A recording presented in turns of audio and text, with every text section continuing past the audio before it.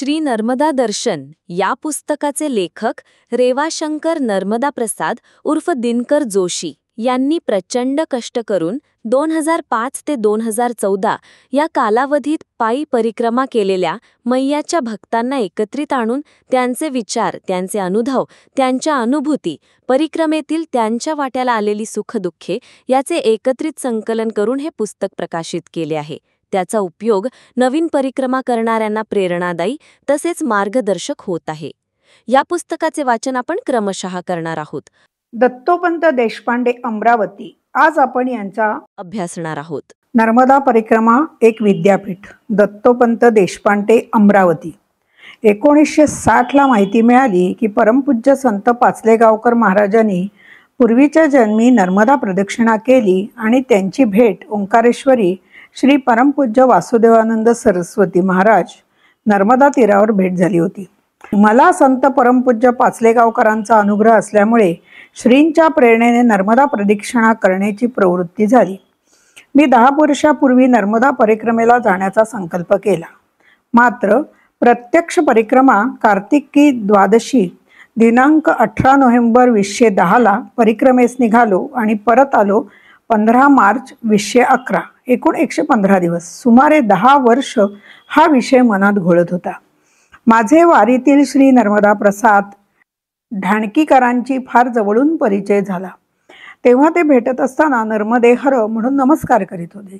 त्यांचीही प्रेरणा मिळाली. नर्मदेबद्दल अनेक पुस्तके वाचली. नर्मदा किनारी अजूनही बरेच जंगले आहेत. लक्कडकोट जंगलामध्ये अस्वलाची बरीच वस्ती आहे. शूलपाणी जंगलात जावे लागले. जेथे भर दुपारी अंधार असतो तेथे बिलगाव, मोलगी आणि घोंगसा जंगल लागते.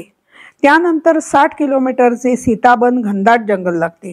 पुढे सातपुडा पर्वतांच्या रांगा लागतात. त्यानंतर मेकल पर्वताच्या रांगा लागतात. नंतर विंध्याचल पर्वत. अमरकंटकला पोचल्यानंतर दक्षिण दिशेला महारण्य घोर जंगल सुरू होते. यानंतर भीमकुंडीच्या पुढे मुंडा महारण्य लागते. जंगले असणे भाग्याचे लक्षण. आता जंगलतोड मोठ्या प्रमाणात झालेली आहे. पूर्वीसारखी भीती आता राहिलेली नाही. नर्मदा किनारी अशी जंगले आहेत. तसेच ती तपोभूमी असल्याने ठाई ठाई आश्रम आहेत. अनेक आश्रमातून परिक्रमावासियांची सेवा होते. लोकांना आध्यात्मिक मार्गदर्शन मिळते. अनेक आश्रमातून अखंड रामधून ऐकायला मिळते. कोटेश्वर येथे 30 वर्षापासून अखंड रामधून मंदिरात चालू आहे. नर्मदेच्या किनारी जाताना अनेक गोष्टींची नोंद केली. जसे रस्त्याबाबत प्रदक्षिणेच्या वेळी जाताना एकूण 999 नद्या ओलांडून जाणे, काही ठिकाणी कमरे एवढ्या पाण्यातून जाणे, सातपुडा पर्वत चढणे, किनाऱ्यावरून जाताना मोठमोठे दगड, कोटे, वाळू, रेती 5-6 फूट खोल असलेली किंवा 8-8 फुटाचे तुरीच्या झाडातून जाणे, भुयारी रस्ते, 2-2 मैल अंधारातून प्रवास करणे, शेतातून जाताना 50-50 प्लॅस्टिकचे पाईप ओलांडून जाणे, नर्मदेचे शेतातील पाणी देताना 25 ते 30 वेळा जावे लागणे, 2-2 पुरुष गवत, त्याखाली नर्मदा नदी, प्रचंड दरी, पहाड चढणे, नर्मदा ओलांडताना मोठमोठ्या खडकावरून येणे, जवळजवळ 300 आश्रमात मुक्काम केला. काही नवीन शब्द. मिठाला रामरस, तिकटाला लंका, जाड पोळीला टिक्कर, मंदिराला मठी, कमंडलू म्हणजे स्टीलचे कडीचे भांडे, जेवणामध्ये रोटी प्रसाद, दाल प्रसादी, भातासाठी पुरणप्रसादी, स्त्रीला माताराम, परिक्रमा करण्यास मूर्ती किंवा प्रभू म्हणतात. नर्मदे. त्वदीय पाद पंकजम नमामि देवी नर्मदे. बृहत नर्मा महात्म्य. इयं माहेश्वरी गंगे महेश्वर तनुद्भवा प्रोक्ता दक्षिण गंगेति भारतस्य युधिष्ठिर.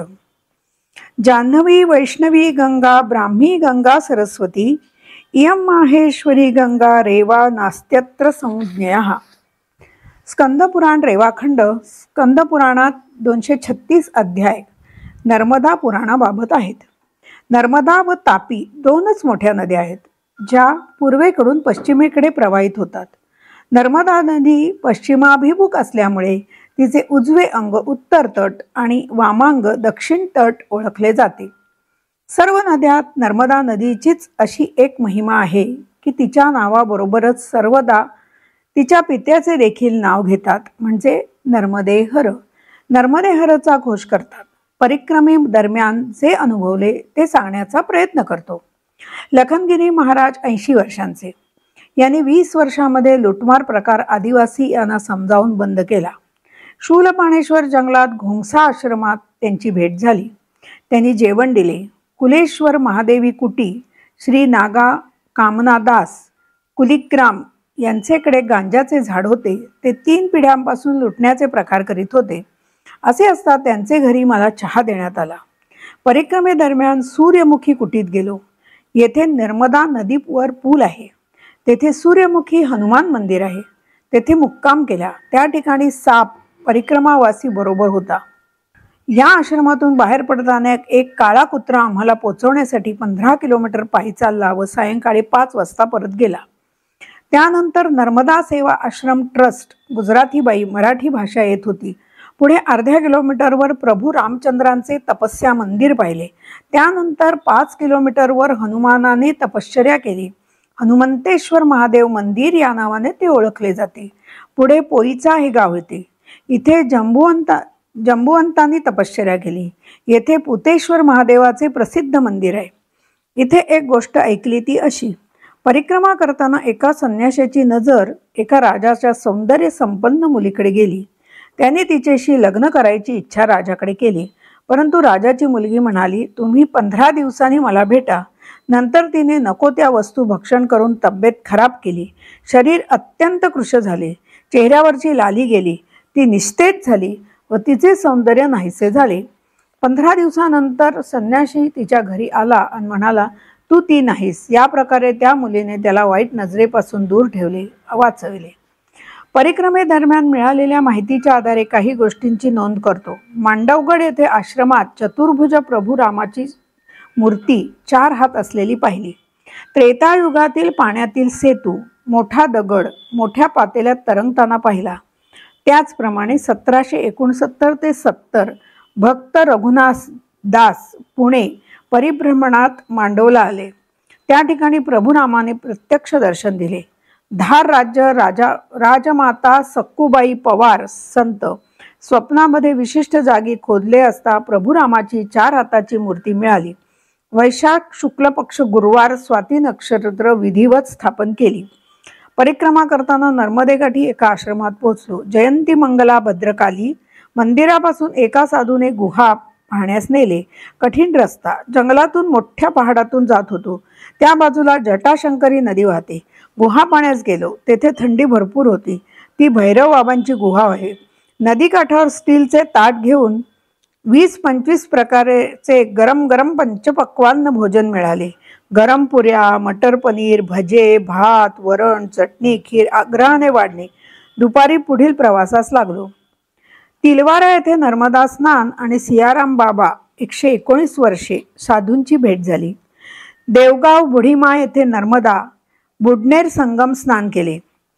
बोधवाडा मढी येथे ज्योतिर्लिंग हेमांडपंथी 12 ज्योतिर्लिंगांपेक्षा महत्त्व. नर्मदा जवळच आहे. यंत्र तंत्र मंत्र त्रेतायुगापासून आहे. दर्शन घेतले. श्रीमद शंकराचार्यांनी सद्गुरू गोविंद पादाचार्यांची प्राप्ती महिष्मती नगरी नर्मदेकाठी झाली. कविकुल कमल दिवाकर कालिदासांची ही जन्मभूमी आहे. मेघदूतामध्ये आम्रकूट नावाने वर्णन केले आहे. सोनभद्रेचा उगम येथेच आहे. तपशिलात फरक असला तरी मुख्य तत्व वाचकांना ज्ञात व्हावे यासाठी मंडलेश्वराची गोष्ट सांगावीशी वाटते. येथे श्री गोंदवलेकर महाराज आशीर्वादित श्रीराम मंदिर आहे. त्याची ही गोष्ट. महाराजांचे मोडक नावाचे भक्त भविष्य जाणणारे होते. एकदा त्यांच्याकडे एक पारशी गृहस्थ आले. सन 1931-32 पूर्वीची ही गोष्ट.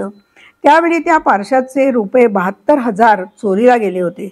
त्यांनी ते पैसे अन्य कुणाकडून उसने आणले होते. आता पैसे चोरीला गेल्याने ते पारशी बेचैन झाले. ते मोडक यांच्याकडे आले. मोडकांनी पैसे मिळतील असे भविष्य वर्तवले. 21 दिवसांनी पैसे खरंच मिळालेही. आता पैसे प्राप्त झाल्याने त्यांनी ते धनकोकडे नेऊन देण्याचा निर्णय घेतला. पैसे परत देऊ केले. धनको म्हणाला, मला पैसे तर अगोदरच मिळाले आहेत. त्याची रीतसर मी पावती बनवली आहे. ती पावती दाखवण्यात आली. त्यावर देणाऱ्याचे नाव होते श्रीराम. पारशाला प्रश्न पडला, आता या 72,000 रुपयांचे काय करायचे? ते मोडक यांच्याकडे आले. मधला तपशील कळला नाही. मात्र श्रीराम मंदिर सन 1932 साली बांधले गेले. अतिशय सुंदर मंदिर मोडक स्वखर्चाने बांधू शकले नसते. ते श्री गोंदवलेकर महाराजांच्या कृपा आशीर्वादाने उभे राहिले हे मात्र खरे. परिक्रमा म्हणजे एक विद्यापीठ काय आणि किती शिकायला मिळेल ते तिथे जाऊनच कळणार आहे. जाऊन आलेला आनंदात नाहतो. आपल्याला कधी या विद्यापीठात जायचंय? होकारात्मक उत्तर ऐकायला आणि आपली परिक्रमा यशस्वीरित्या पूर्ण होईतो आपली सेवा करायला मी उत्सुक आहे. नर्मदे हर, नर्मदे हर, नर्मदे हर.